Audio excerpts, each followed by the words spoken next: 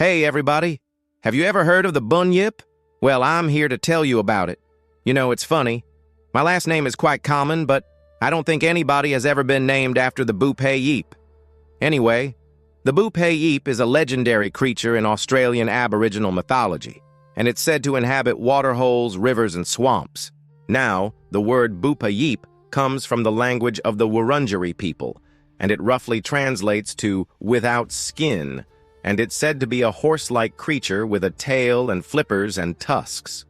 Now, the Bunyip has no clear origin point and is not tied to a single clan or language group, although it's found in many different Aboriginal cultures throughout Eastern Australia. The Bunyip is a kind of spirit beast, and it is deeply tied to the land and waterways of the Aboriginal peoples of Australia. And it reminds us that the old ways of storytelling, the oral traditions passed down through generations, are powerful ways to learn about the history and culture of a place. In fact, studying folklore like this can teach us so much about a culture.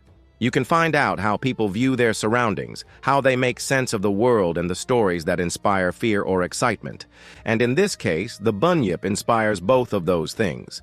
See, some people say that the Bunyip looks like a massive dog, while others claim it looks like a huge serpent that slides just beneath the surface of the water, and others still insist that the Bunyip is a giant crocodile-like monster.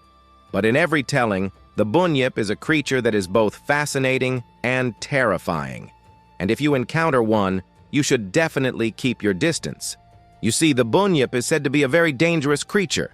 Its eyes are said to glow red, and it has enormous teeth that can tear flesh with ease.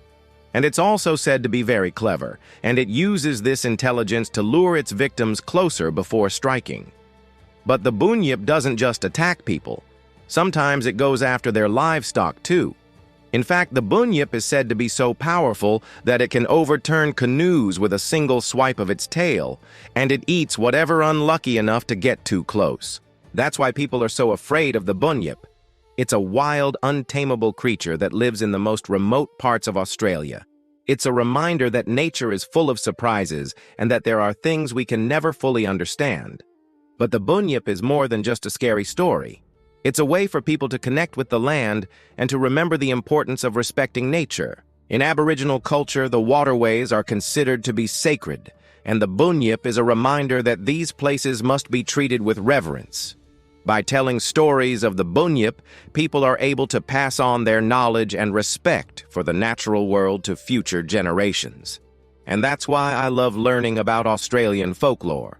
It gives me a glimpse into the culture and history of a place and its people in a way that I would never forget.